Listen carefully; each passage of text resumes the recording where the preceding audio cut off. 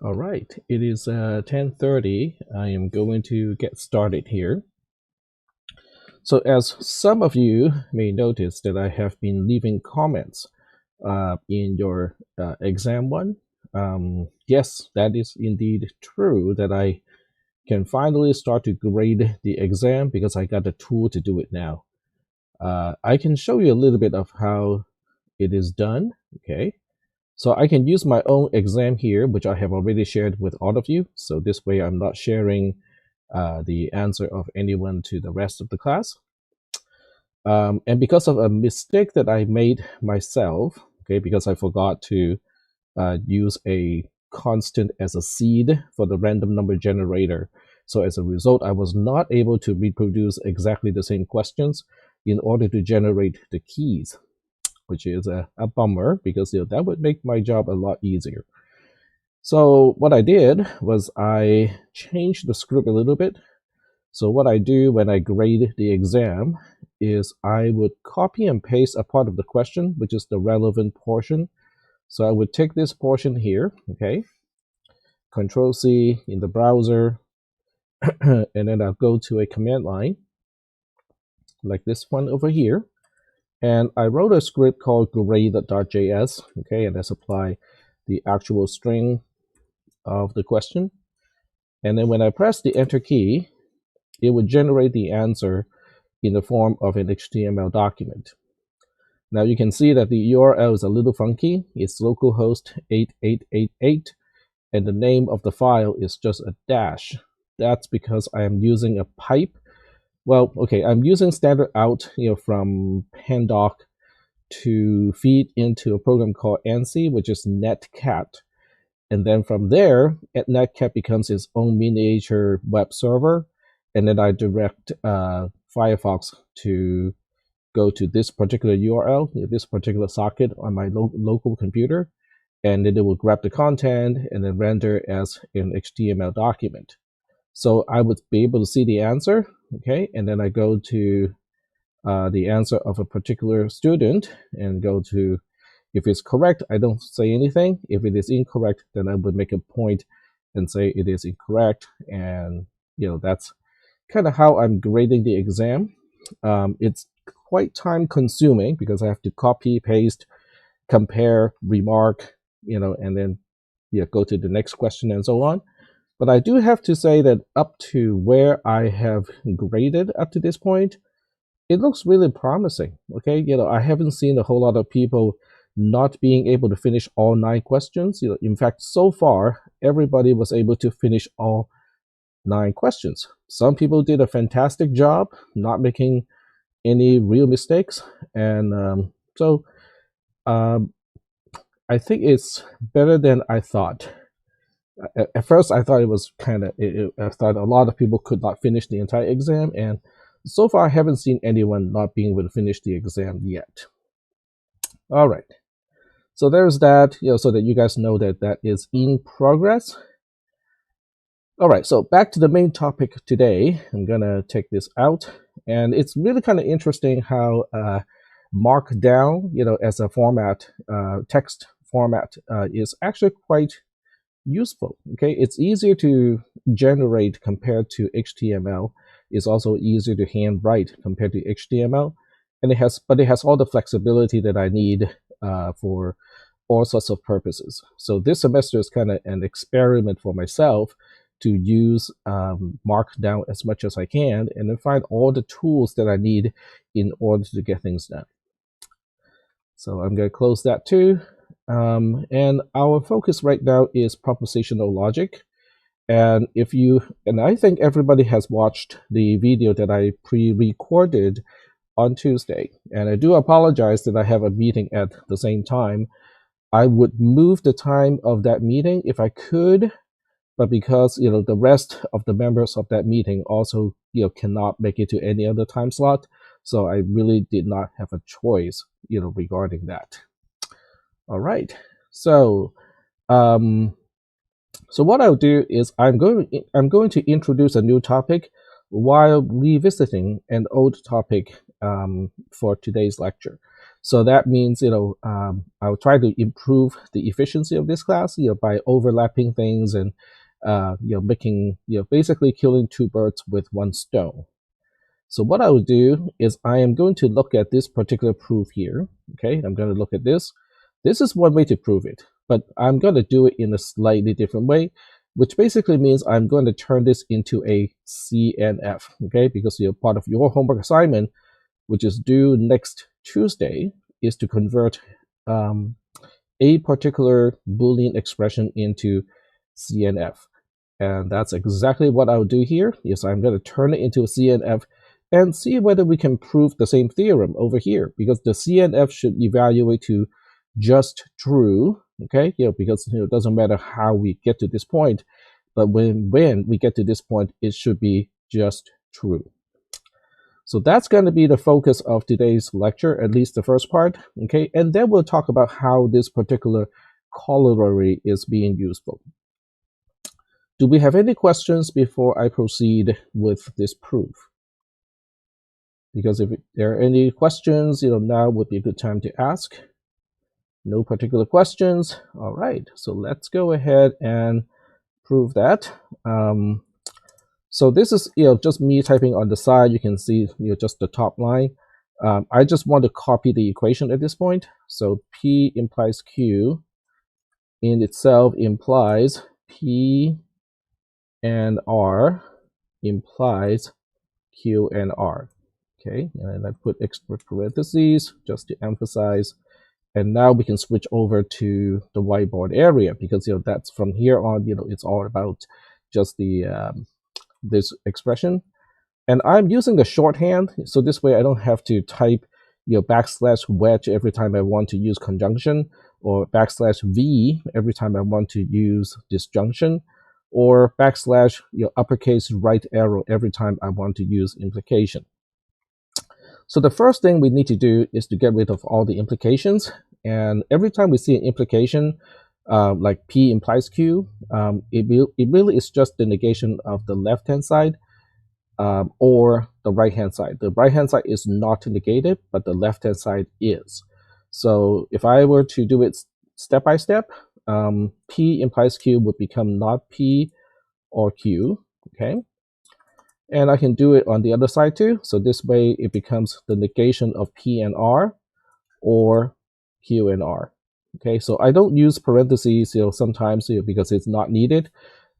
As discussed before today's lecture, the conjunction, which looks like multiplication, has precedence over disjunction, which looks like an addition. So I'm going to work on this one first. There's not much we can do about not P or Q, so we'll just kind of leave that one as is. I will keep this implication for the time being, and I will work on this side. So we can see that we have a disjunction, we have a negation applied to a conjunction. So we can use De Morgan's law and move the negation to the components of the conjunction. So that one becomes not P or not R, and the rest is just or QR, like so. And now we can simplify a little bit, because right here we can see we have a disjunction, and then we have another disjunction over here. And disjunction, in nested disjunctions, really the parentheses can be dissolved because of the rule of associative rule. So we can now simplify a little bit before we deal with the only implication that's left behind. So we got not P or not R or QR. There we go. So now it's finally time to get rid of this implication over here. So now we have the negation of the left-hand side, which is not P or Q, or the right-hand side. So the right-hand side is not P or not R or QR. Do we have any questions up to this point? For the most part, we are just using, we use De Morgan's law once, and we also used associative rule, okay? But other than that, there's not much that we used up to this point. So at this point, because I can see that we have a negation, okay, you cannot see what it went. We can see that we have a negation that is on top of a or. So we apply De Morgan's law. So De Morgan's law is really helpful because it helps to move all the negation, inner to the components that that the other operator is applying to. So this way, instead of negating an and or negating an or, eventually, if we apply De Morgan's law, eventually the negation will apply to either P or Q or R. It will apply to a particular variable, which is okay. Okay, that's the only place we can use negation is on a single variable. So now we just continue with this, and so it becomes, if I want to do it step by step, it becomes not P and not Q. Oh, just not Q. Because the outer negation is now combined with the inner negation for P.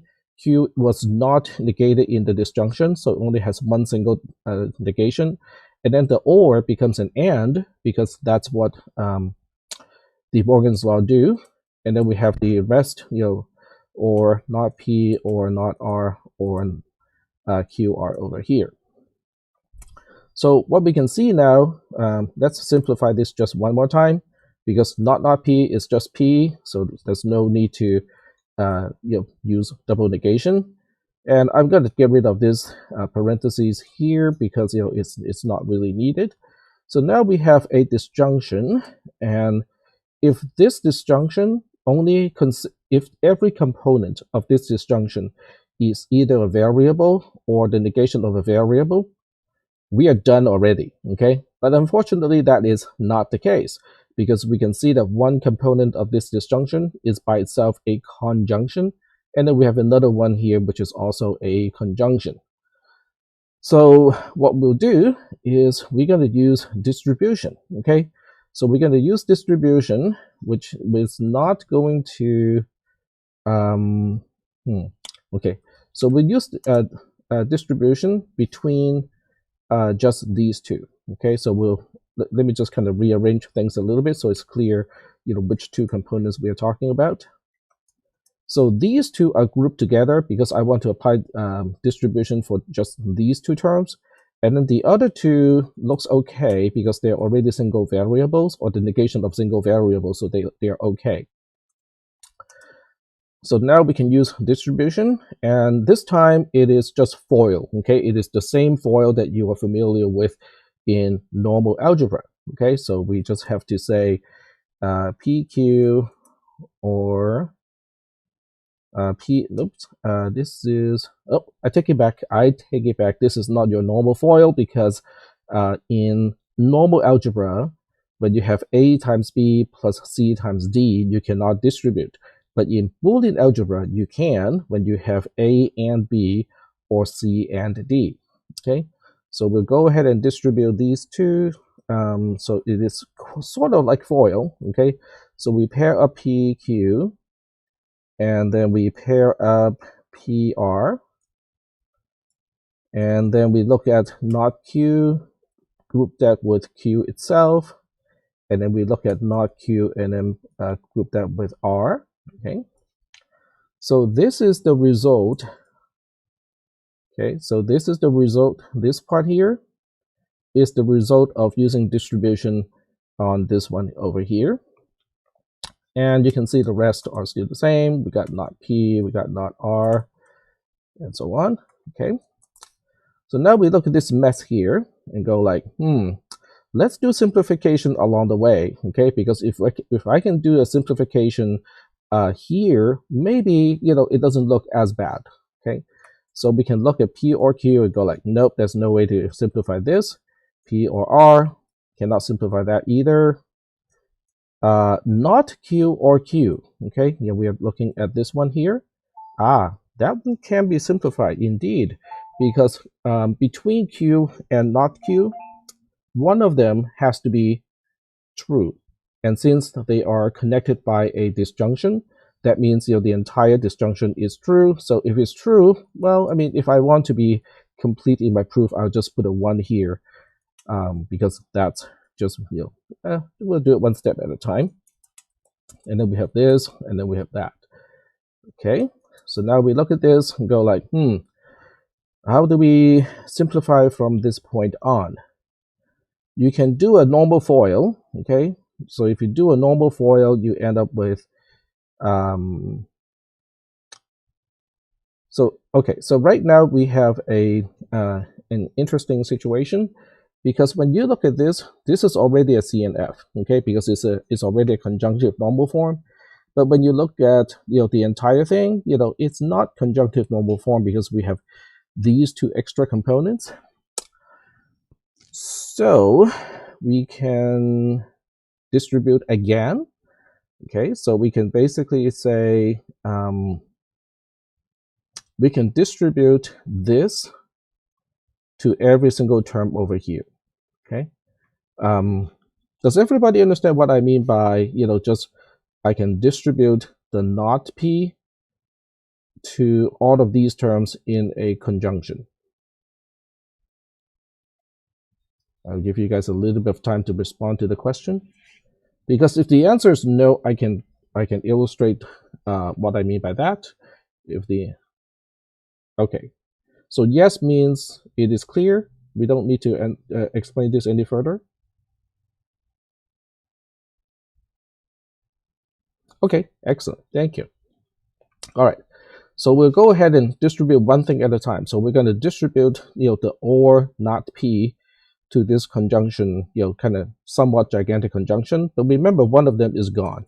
So let me just get rid of the ones that is gone at this point. So this is what is left.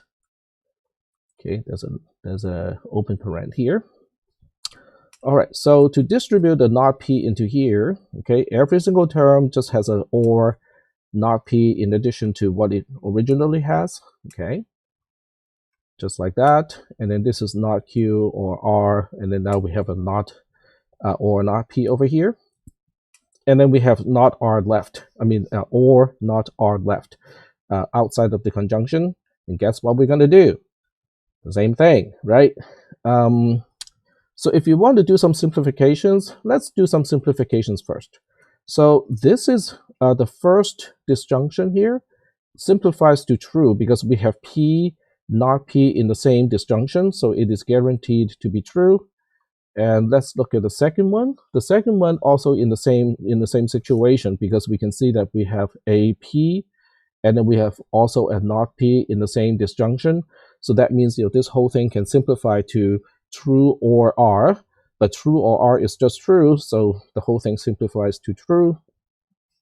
This one here we cannot simplify yet. Okay, so that's the only thing left. So it has not q or r or not p. Okay, so that's pretty much the only thing left. And then outside of the conjunction, we have not r or not r. So now we look at this and we simplify, we get all the ones, all the truths out. So now we can say, okay, this is the easier way to look at this entire thing. All right. And we can now do distribution one. Well, we don't even need to use this. We don't need to use distribution in this case because we only have ors left, right? Not counting the negation of variables. So we only have ors left, which means we can now use associative law to basically dissolve the parentheses. So we end up with just not q or r or not p or not r. Okay. So when you look at this, you go like, I think we can use that simplification that we used earlier, because we can see that there's r and there's also not r in this kind of big disjunction. But any disjunction that has one expression and the negation of the same expression is going to be true. So now we look at this and say, that whole thing is just true. But this is using the technique of converting everything into a CNF, because in the end, we do end up with a CNF. This is a CNF. This thing here is a CNF. It was a CNF already when we got to this point, okay? But it's definitely a CNF because it is a, okay, this by itself is a disjunctive element. And because we only have one single disjunctive element, So that means that the only disjunctive element itself is also considered a conjunctive normal form. And so, so we got to the same answer. Okay, we got to the same answer of true, just using different techniques this time. But all of these techniques that are used here may be useful when you're doing your homework, when you are converting the given expression into a conjunctive normal form. All right, so I'm gonna pause here, okay, and give you guys a chance to ask questions. Hopefully, some of you have started with the homework already, or at least have started to look into what the homework is about, so that you can now have some questions and go like, okay, I'm not quite sure how this line goes to that line. So go ahead, ask questions. If I don't see any questions, we'll go ahead and proceed to talk about why is this significant? Why is it significant that this expression is always true? Why do we care? I'm just looking at the clock here, so I think I can give you guys like maybe 10 seconds. If you cannot formulate the question in 10 seconds, you can always type need more time to think. That's fine too. All right. So I'm not seeing any questions, and I'm not seeing any traffic in the text channel. So I'm going to assume that everybody is okay at this point. Okay. So if you do have a question, or if you're processing and you don't want to move on, you have to let me know, because otherwise I can only make the assumption that we are ready to move forward. Okay. All right. Thank you, Gary. Okay. So now the question is, why is this important? Okay. Well, it is important because this is a corollary. Is a corollary that is useful to show why proof by contradiction works. Okay, so let's go. So we are basically at this point with proof by contradiction. This is yet another way to prove exactly the same thing. You can see the path is slightly different. This ends up as a, let me see where they release the case. Yep. So this expression here, the second last line over here, this is not a CNF, but it is a good friend of conjunctive normal form called a DNF. Can anyone guess what that D stands for?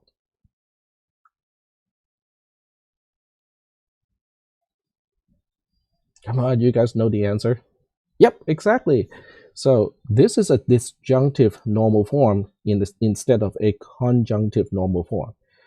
So you can see that we can use either one to kind of as a way to prove the theorem.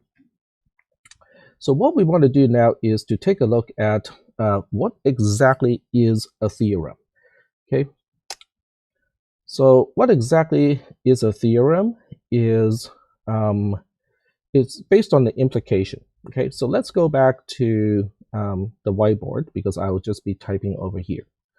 I hope you guys still remember what is iota. Okay, so, oops, okay, not the correct line. So let me start a new subsection called proof by contradiction. Okay, so do you guys still remember what is iota? Okay, so iota is the set of all well-formed formulae that are known to be true. Okay, so I'm going to put in quotes, known to be true. They are, they're not exactly, I guess, in some context, they are called axioms. So Gary is right that sometimes it's called, those are called axioms, which means, don't ask me why they are true. Okay, you're simply told that they are true. So they're axiomatic for sure.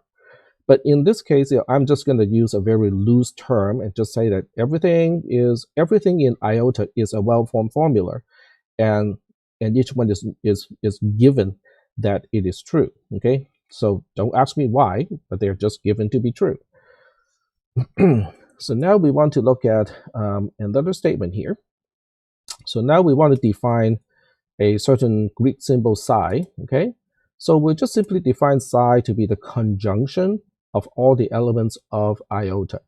Okay, so I'm going to use big V, big wedge.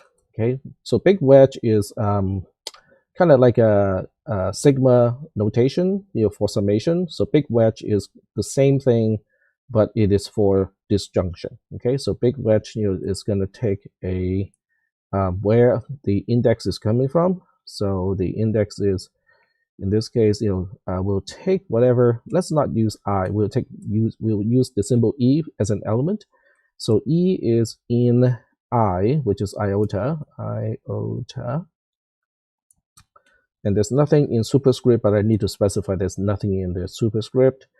And what we are ANDing is really just E itself with everything else. And it doesn't like that. Okay, so give me a second because I'm fairly sure it is a big wedge. Unless I misspelled it.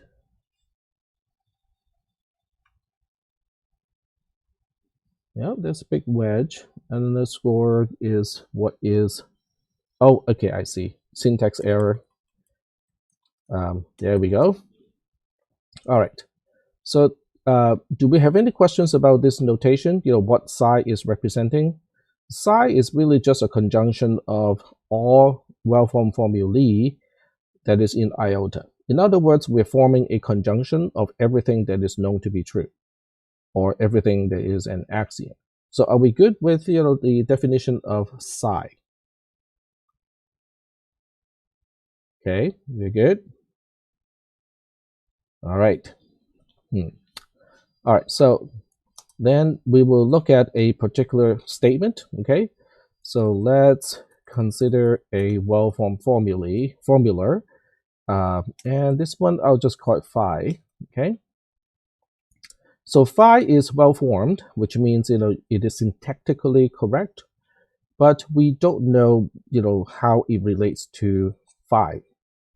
So the idea is, okay, phi is a theorem if and only if psi implies phi. There we go. So this is what a theorem really is, okay? A theorem is not true, okay? It's not always true. It is simply implied by everything that is known to be true. Are we good at this point with what is considered a theorem? Okay. I'm not seeing any questions, so I'm going to assume that everything is good at this point. So now, we're going to use the corollary. Okay, the corollary, okay, states one thing. The corollary states that if I choose, for any well-formed formula, let's call that theta. Okay, theta.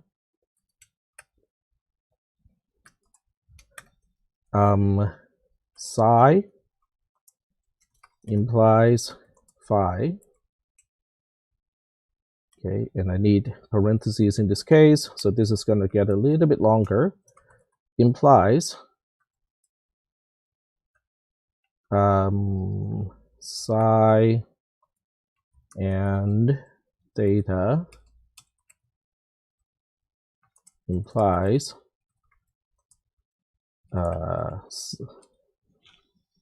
nope, that's not psi. That is supposed to be, nope, that is psi. Now we have phi and theta. Okay, close one, close the other one, and I think that should be it. There we go. Corollary. Yes, I think I spelled it correctly. Because that term is already mentioned here. Yep, I think that is spelled correctly. Corollary. And let me just double check. Right click, search, and there we go. Corollary. And it's a proposition that follows from one already proved. So it really is kind of a theorem, but it's a smaller theorem. And here's the pronunciation. Corollary. Corollary. All right. Cool.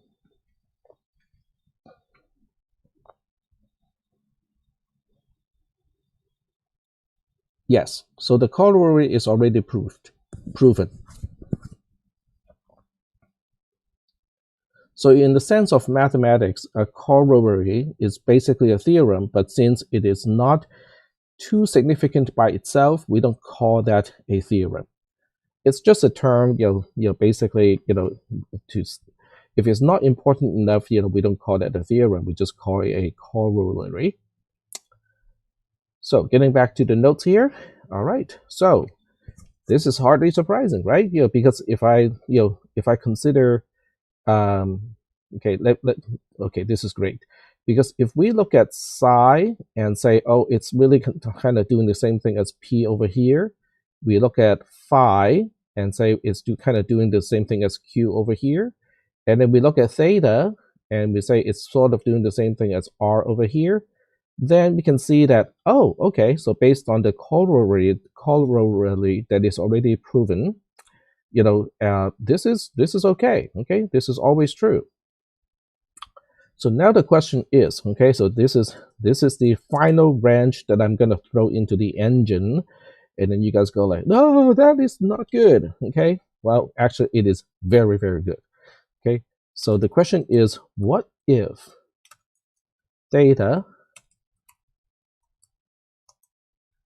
is exactly the negation of phi? There we go. Oh, okay, I'm missing a backslash here. And mixing another. Why doesn't it convert theta?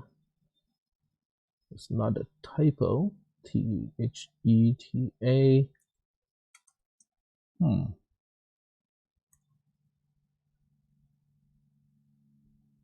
I'm just looking at my equation here and wondering why it is not rendering theta correctly. Don't you want a... Oh, I think that's a backslash. Oh, okay, yeah, you're right. Okay, there we go. Thank you. Yep, one is the shifted version of the other one, so I must have clicked the shift button on the keyboard. Thank you, Omar. All right, so now the question is, what if theta is actually defined to be not phi? Okay, so let's plug it in and see what happens. Okay, so that's what we'll do, and it's easy to do it over here because I can just copy and paste. So we'll focus on just the equation. Okay, so everywhere we see theta, we'll replace it with not phi. Okay, so we have this one here, change it to a not phi, and then over here we'll also change this one to a not phi. Okay, negation of phi. Okay, doesn't seem like too big of a problem, right? We are just saying that, okay, we'll just say that theta equals to the negation of phi, which is a statement that we are considering. Is that a theorem of psi?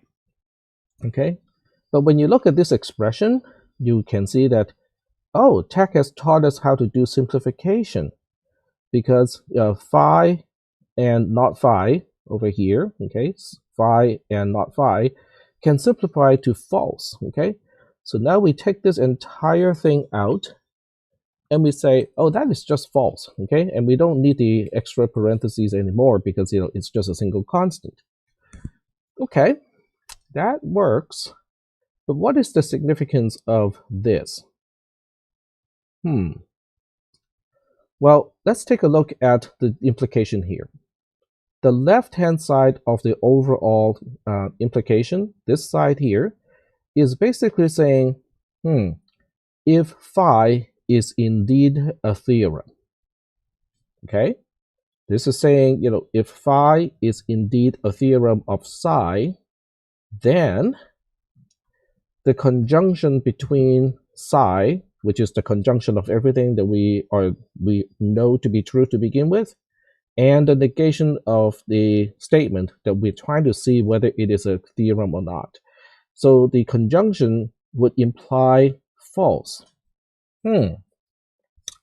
So if this is true, the only time that this implication will be true is when this side is also true. But in order for this entire thing to be true, knowing that the consequent is already a false, that means the only thing we can conclude is this has to be false. Psi or not phi has to be true. Okay, so let's make this conclusion here.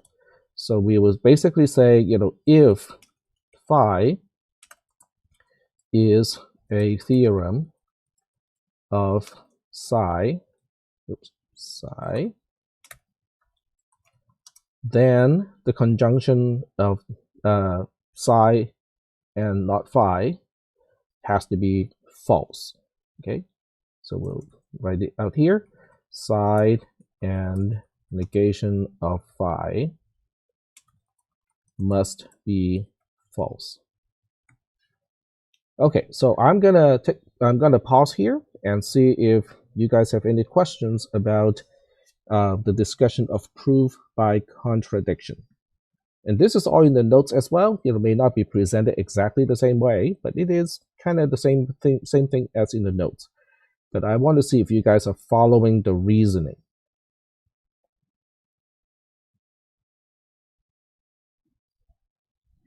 I'm just looking at the clock and kind of time myself, give you guys about 14 seconds or so. Okay, Omar is typing. Whenever I see someone typing, I would automatically pause and so that you guys have a chance to finish it. So Omar is asking, what do you mean by phi is a theorem of psi? That means exactly this. Okay, if phi is a theorem of psi, it means psi implies phi. That is what it means to be a theorem, because a theorem is a statement which by itself can be true or false. I don't really care about whether the statement is true or false. I only want to know whether it is implied by everything that is known to be true, which is psi.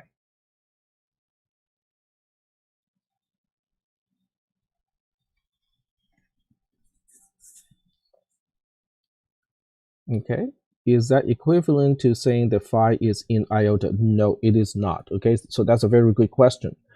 So phi is not in iota. Iota is a set that is predetermined in a propositional logic system. In other words, you initialize iota to say, okay, these are facts. Okay, do not ask me why, but we know these are facts. So it's a relatively small set, okay, of things that are known to be true.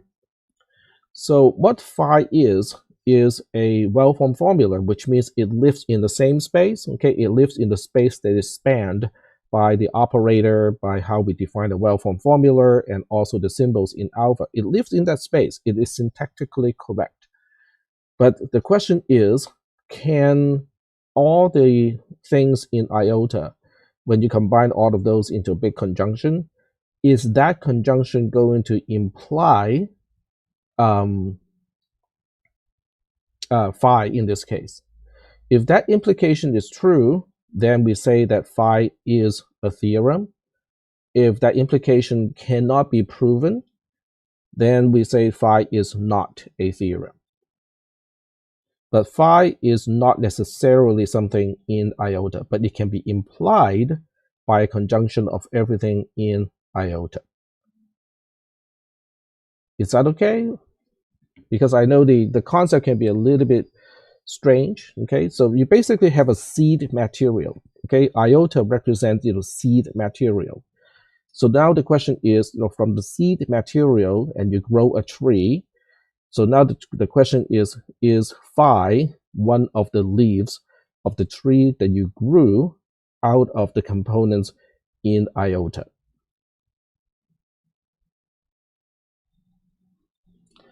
And the follow-up question is there a difference between not being a theorem and being false? Yes, there's a very distinct difference between those two. In other words, there can be certain things that is not a theorem, but sometimes it's true and sometimes it's false. It is simply something that is not implied by um, by the conjunction of everything in iota.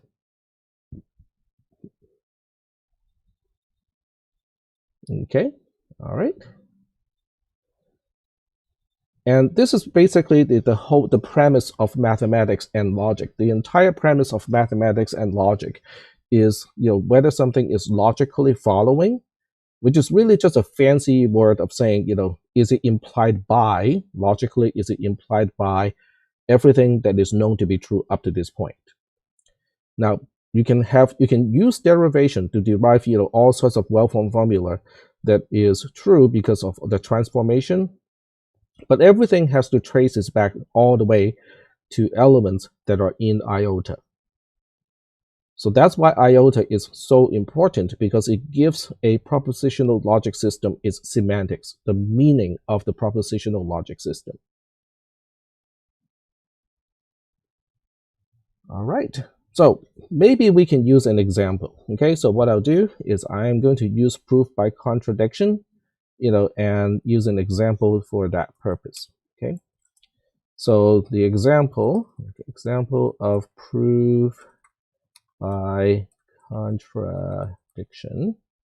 So this is only one example. If you search online, I'm pretty sure you can find lots and lots of examples. But we'll start with this one. Okay. So the example I'm going to choose is this is the proposed theorem. So proposed theorem, which means this is really just a statement. It can be true, it can be false, and it is yet to be proven to be true. Okay. So the proposed theorem is to say for all. Let me see. I have to kind of pick the symbols correctly in this case. So let's pick A, B, and C. Okay. So for all A, B, and C as natural numbers. Okay. We know the following. So the following is basically saying C equals to AB implies, okay, I need uppercase, right arrow, implies the following. It implies that A times A, or A squared, okay, is less than or equal to, LE, B squared, or, let's see, or B squared is less than C squared.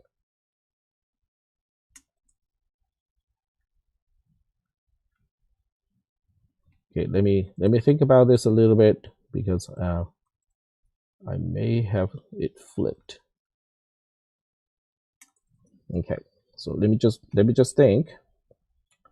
So A squared is less than equal to C squared. No, that is not it. Okay, let me think about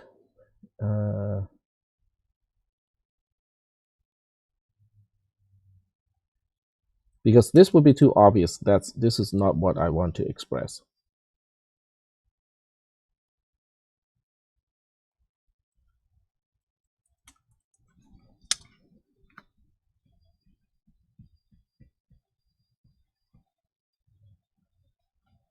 Okay, C is the product of A and B. and one of them is less than the square root of C.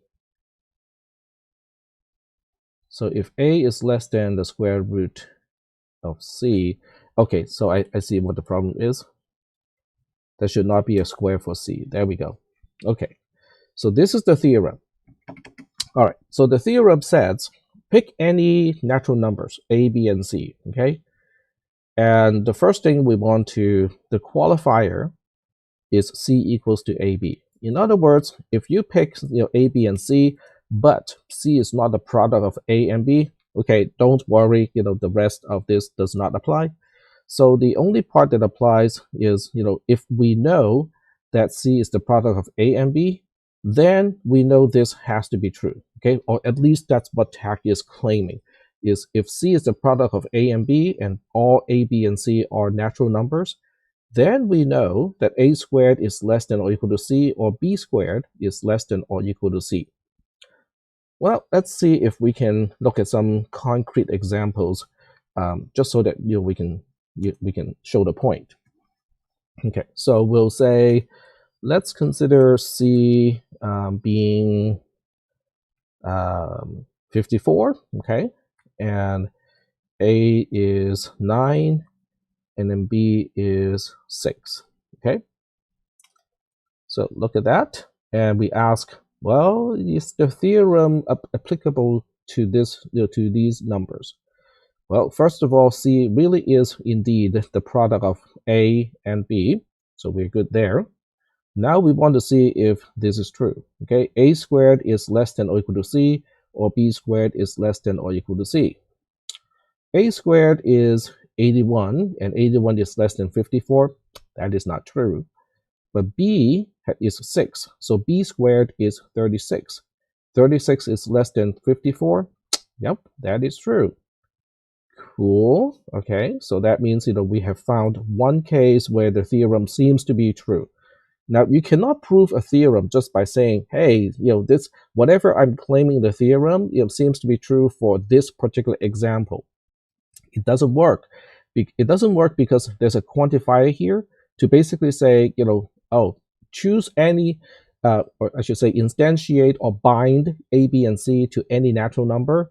And this implication has to be true regardless of how you choose A, B, and C. Now we already know that if C is not the product of A and B, it's like, okay, since the left-hand side of an implication is false, the implication itself is going to be true. So that is not of any concern to us.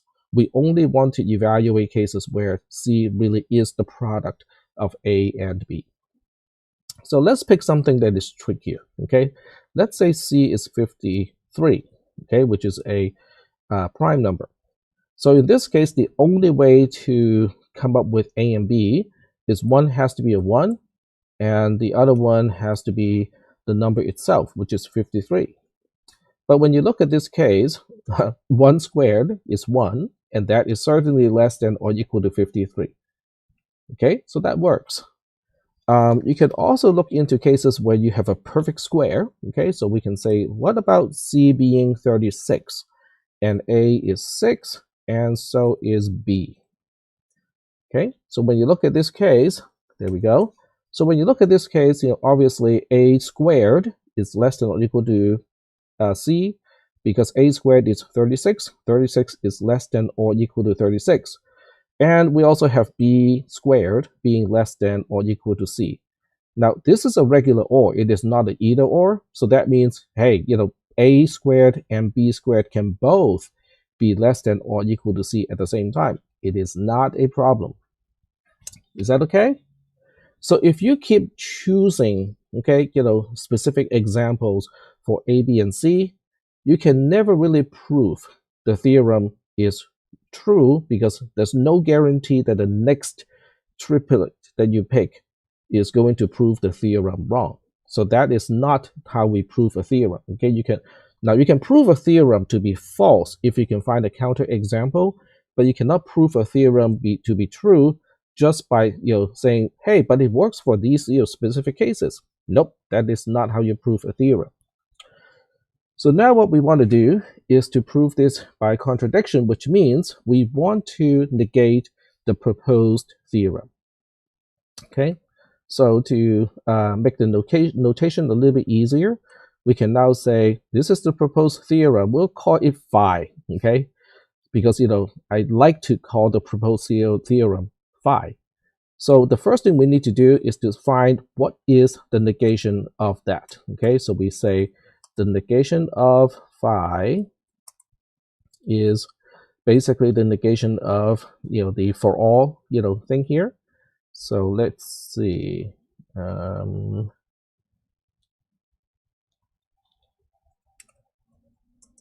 Okay, and let me see if that works. Paste. There we go.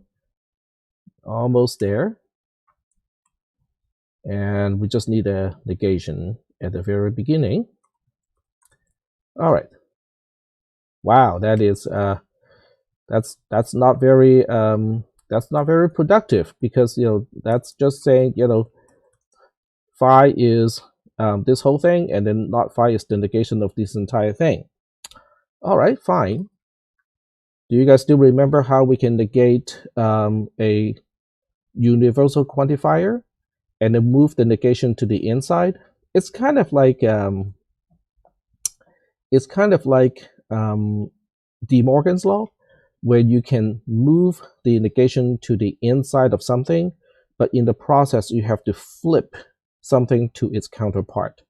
So in this case, if I take the negation inside, okay, so I take out this negation on the outside, and then I put that negation to the inside, which is here. Okay, and I'm going to use some extra parentheses to make it clear. But then, we have to change the quantifier, because when we have when we negate a universal quantifier, we have to change the quantifier to existential. But then we can negate, the actual statement that we have to say for each combination of A, B, and C. Okay, so I want you guys to just kind of look at these two lines and try to convince yourself that this is actually okay. The negation of a universal quantifier can be seen as an existential quantifier, but with the statement itself negated. Not everyone can live forever means there exists at least one person who is not going to live forever. That's basically what it's saying. Are we good so far?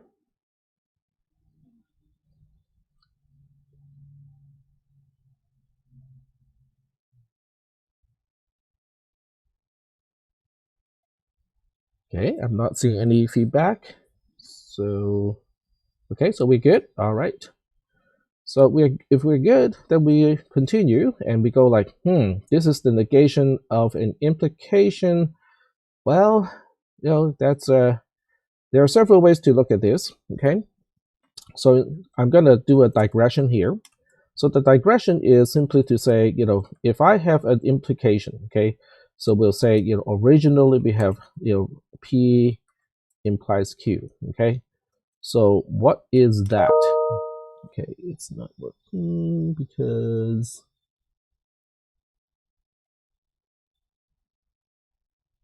what am I missing this time? P implies Q.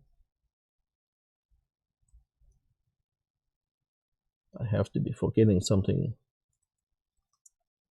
Nope.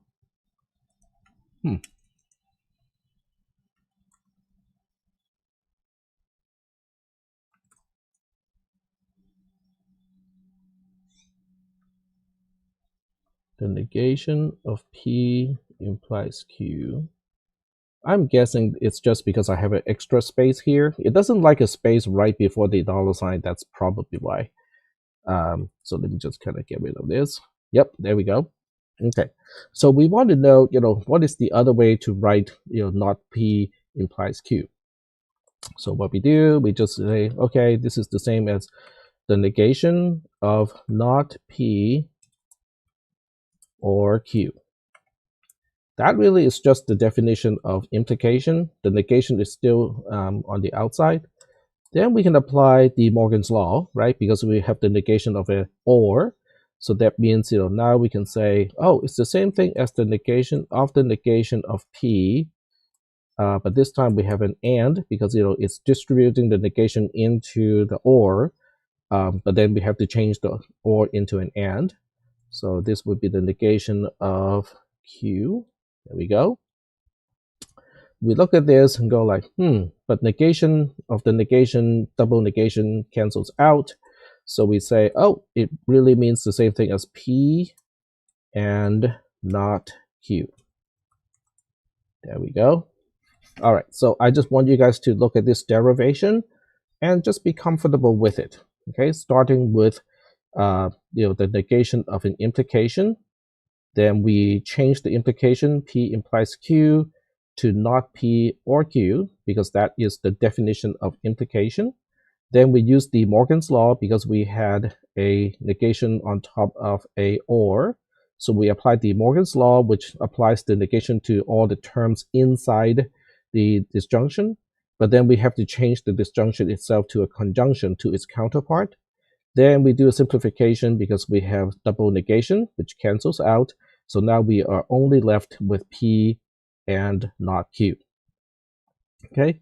Well, the reason why I want to do this is because I don't want to do all of these, Boolean algebra stuff when, P is, by itself a complicated thing and Q is definitely by itself a complicated thing.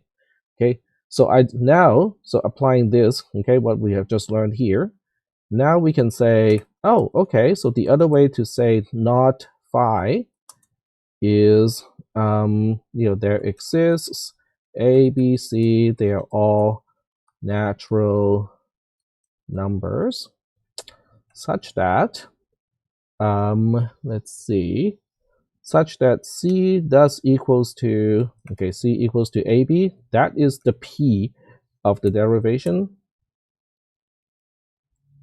There we go. Okay, I'm not sure why it is not. Oh, okay, there we go. It's because of my own brain fart. There we go. All right. So now we C equals to AB is equivalent to P because that's basically what we had earlier. But since we introduce a negation here, C equals to AB is just P, and we can see how P is non-negated after we do all the derivations. So C equals to AB stays put like that. And then we have the and. So this and is equivalent to this and here. And then we negate, something. So what goes into this pair of parentheses is this entire thing. Okay, A squared is less than or equal to C, or B squared is less than or equal to C. So we'll go ahead and type that in here. Let's see. I'm just doing some tricks off of the screen.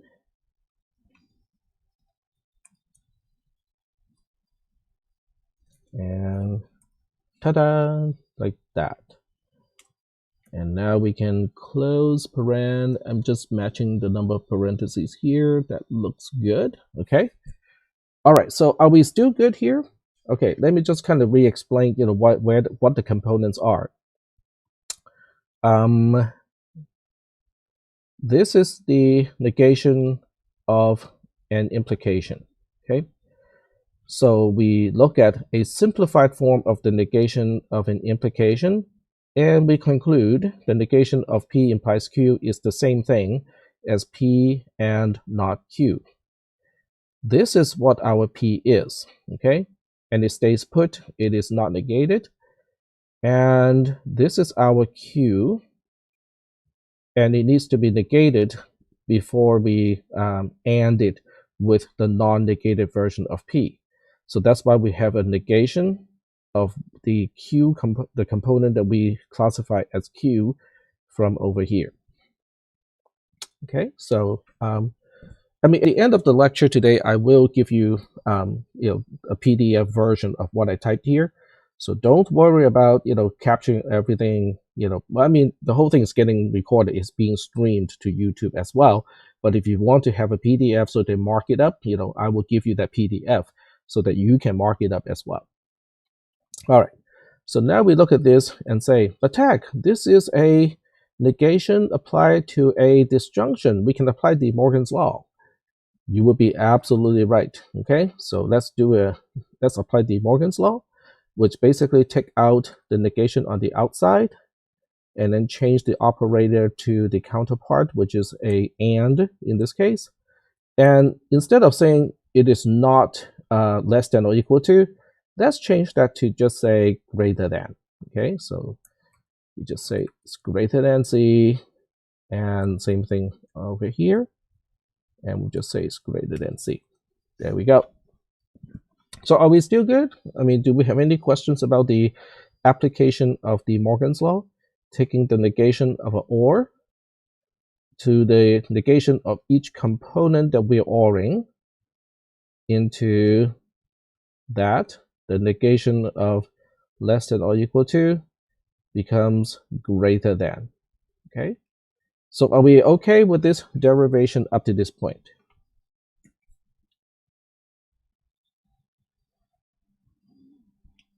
All right. I'm not seeing any feedback. I'm not seeing any questions or anyone asking me to slow down or pause. So I'm going to assume that we are still doing okay. Okay, so logically, we're still doing okay. All right, but now we want to kind of stop a little bit here and ask, what does that mean then? That means, okay, the negation of the theorem or the negation of the proposed theorem basically says, well, the theorem is wrong. What does that mean? That means we should be able to find three natural numbers, a, b, and c, such that C is the product of AB, and A squared is greater than C, and B squared is also greater than C. We look at this and go like, nah, that is not possible. Okay, so now we want to focus on just the portion that we think is not possible. Okay, so we want to say, okay, C equals AB, and A squared is greater than C, and B squared is greater than C is false. That whole thing is false. But now we go like, yeah, well, but why? I mean, why is it always false? Let me just add some additional parentheses here just so that we can see a little bit better, what we are anding together. Okay, so open here, close over here, open here, oops, and close over here. There we go. So we basically look at this and go like, nope, that is not possible. There should not be any A, B, or C as natural numbers that can make this true. Okay, you go like, all right, so let's try certain numbers, right? Well, if you try certain numbers, where C equals to AB, and this is false, you can go like, yeah, we can find some examples, but why is it the case? If you say C is 36, A is 6, B is 6, then obviously 36 is greater than 36, and 36 is greater than 36. It's false. But can we prove this using algebra? That is the next question. Can we prove this using algebra?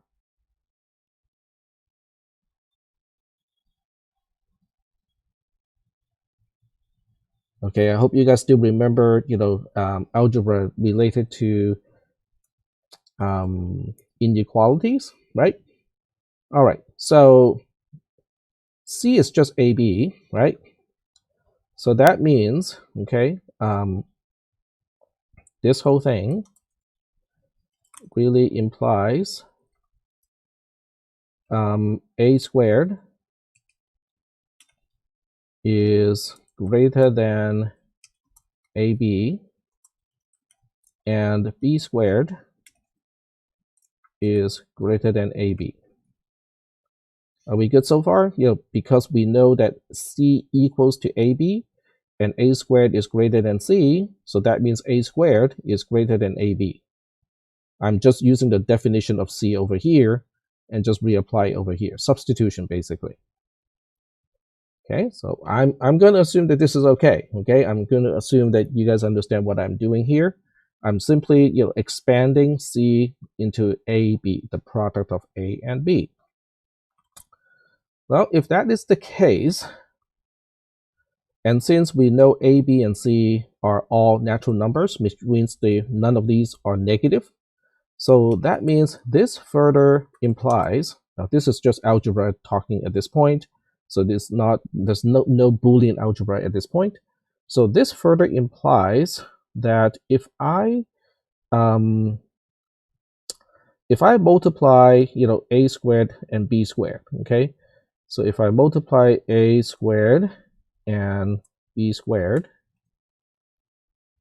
that product should be greater than a times b times a times b. Does that work? Because we know a squared by itself is greater than ab. We also know that b squared by itself is greater than ab. So when I multiply the two larger components as a product, that should be greater than the smaller of the two inequalities as a product. Right? I hope so. I mean, this is really just algebra at this point. Then you go like, it's not clear to me why this has to be false. Okay, well, let me just do one more step of algebra now. This is just strictly algebra because we can just basically rearrange, okay, using the commutative and also associative law of normal algebra. Now I can say, a squared, okay, we'll keep this one as a squared times b squared, but then we'll change the other side, a times b times a times b. We'll first dissolve the parentheses, and then we'll use commutative law to rearrange things so that becomes a squared times b squared also. Okay, look at this. A squared b squared is greater than a squared b squared. We know this is false. Okay, this cannot happen. The same value cannot be greater than itself. So as a result, it doesn't matter what a, b, and c you choose to use, as long as c equals to the product of a and b, this will never be true. So what is that saying? Okay, so now we just proved that not phi leads to a contradiction because it is false. Is that okay? Because this is not phi, okay? Not phi is the thing that has this term over here, and then we look at this term and we say, hey, no matter how you choose a, b, and c, this is going to be false. So not phi is going to be false. But why is that useful? Why is not phi being false is useful? And also, by the way, what is psi in this case? Psi is everything that is known to be true at this point, right? So psi in this case is the conjunction of all the algebra,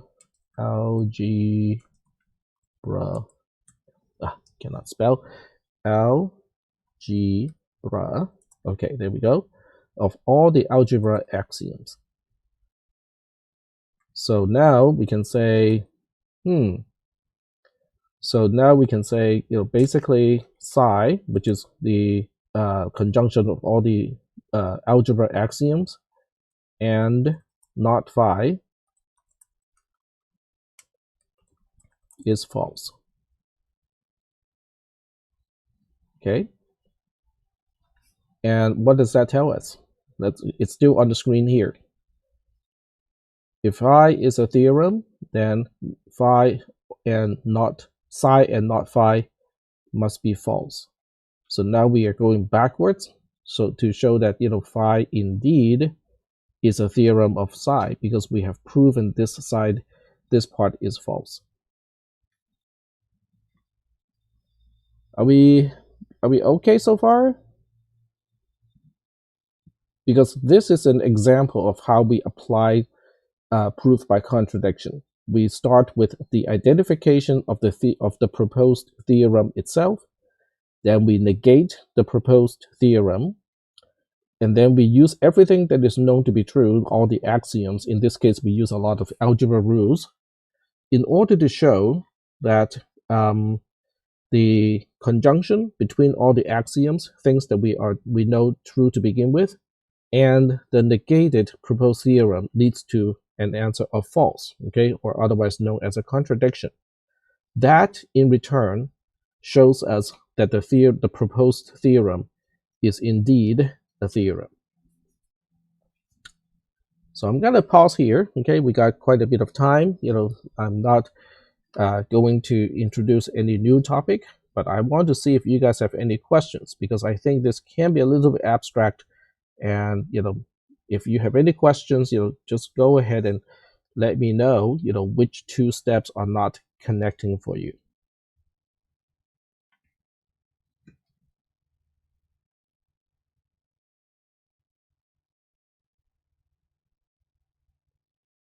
Not seeing any questions yet. So it is possible that you guys are just formulating your question. Yep, it is.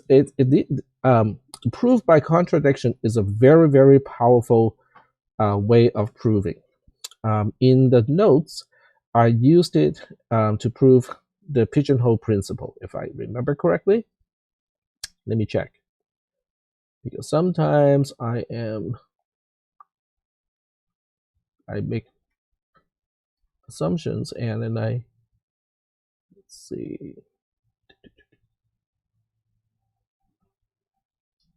Yep, there we go. So section 5.4.2 is an exercise to use proof by contradiction. Nah, there's no roll call today. So let me just type in the text channel here.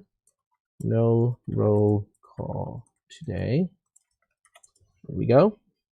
Okay, so if you look at section 5.4.2, it is another example of how to use proof by contradiction. So the pigeonhole principle states that given n pigeons, and we have m holes, okay, or m nests for the pigeons, and we know there are more pigeons than there are nests, then at least one pigeon nest has more than one pigeons. Okay, that's basically the pigeonhole principle, which makes sense, right? It just makes sense, right? If you have 4 pigeons and you only got 3 pigeon nests, then at least one of the pigeon nests is going to have more than one pigeons. It's just common sense. Ask any I guess 5 or 6 year old, and they will go like, yeah, we totally understand this. Now I ask you to prove it. You go like, why do we need to prove something that is so intuitive?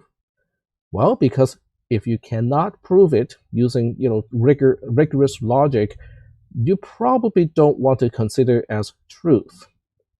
Okay, so now how do we prove it? The first thing to do is to negate the theorem. So when we negate the theorem, we are basically negating this part. Okay, we are negating at least one pigeonhole has more than one pigeons. We do not negate the other side because this is the given. Okay, this side here, okay, n being greater than m, is a part of iota. This is part of the assumption. Okay, so we don't change the assumption. We change the conclusion because of the assumption. So now we say, oh, okay, so the negated theorem says, given that we have more pigeons than there are pigeonholes, we can still find a way of distributing the pigeons into the pigeonholes so that all pigeonholes has up to only one pigeon. Okay, that's basically the negated theorem. Then you go like, okay, that sounds wrong. Okay, but how do we prove that it is wrong? Okay, that's the next question. So now we want to look at the actual proof, okay, which leads to the contradiction. So we use n as the set of all the pigeons, and we use m as the set of all the pigeonholes. We already know that there are more pigeons than there are pigeonholes, and then we'll define a function f, okay? And function f is just a mapping function. All it does is to say which pigeon goes to which pigeonhole, okay? That's all f is going to do. And basically, it boils down to proving that f cannot be injective, okay? Now, why is it boiling down to proving f cannot be injective? Because if f is injective, what does it mean when f is injective?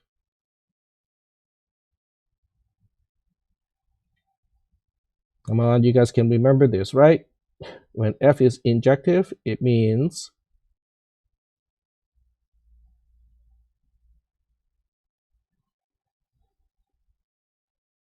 I'm gonna wait for Aaron's answer. Every value in n is mapped to nb. It's uniqueness, okay? It has to do with uniqueness. Every pigeon has to map to a unique pigeonhole in order for f to be injective, okay? So if we assume f is injective, then what happens when f is injective? What is the implication? If f is injective, that means the cardinality of the domain, of the codomain, needs to be at least the cardinality of the domain. In other words, the cardinality of m has to be greater than or equal to the cardinality of n if f is injective. So that leads to a contradiction, because because in order for each pigeonhole to have at the most one pigeon, f has to be injective. But if f is injective, then the cardinality of m is going to be greater than or equal to the cardinality of n, which is then contradicting with what is given to us to be true, and as a result, we have a contradiction. So if the negated theorem leads to a contradiction, like in this case, that means the proposed theorem is indeed a theorem. All right, so this is another example of applying proof by contradiction. We got 2 minutes left, so I'll give you a third example of proof by contradiction, and this one is going to be it's related to the pigeonhole principle, but it's not exactly, okay? So let's just say that tag is lazy, which is not really an assumption. We know that. So tag is lazy, and as a result, he only buys one kind of socks, so that he can just pull 2 socks out of the drawer, and it automatically makes a pair. Okay?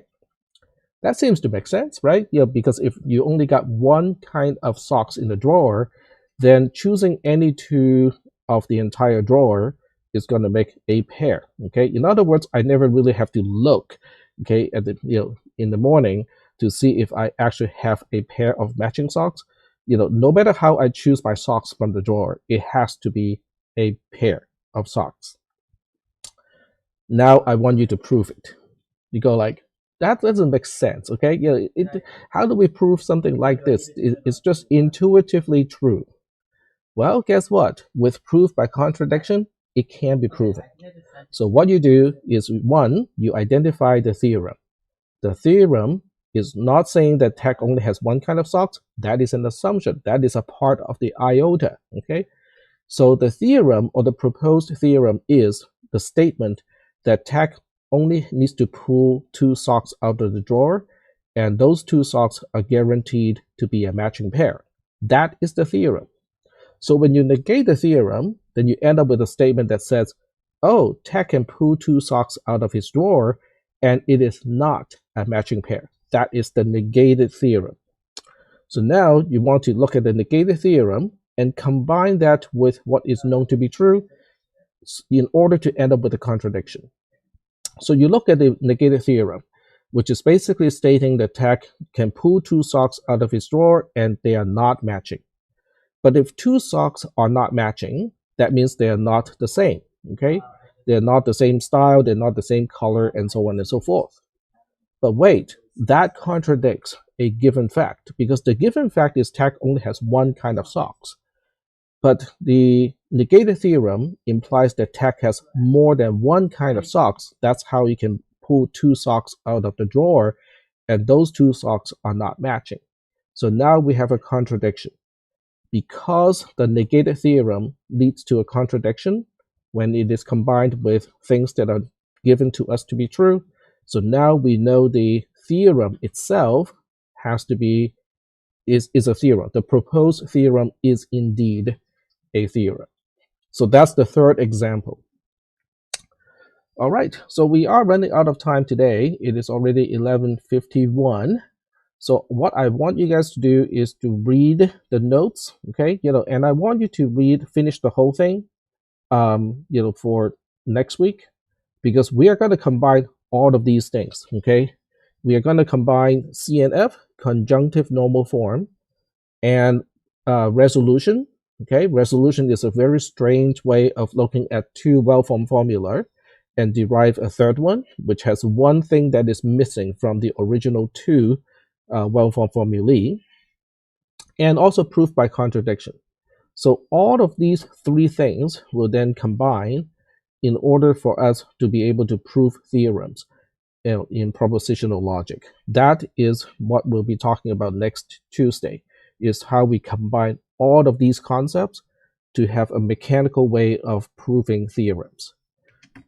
So yes, so I know these topics can be a little bit abstract, okay, and things are, there are many moving parts, okay, so it's important to understand each moving part by itself, so that next Tuesday we'll be able to look at all the moving parts and combine all the moving parts into one single mechanism. That is the objective of next Tuesday. We should be able to conclude this module by next Tuesday. All right. So I will stay online, as my office hour from noon to 1. So if you won't have any questions, go ahead and ask during that time.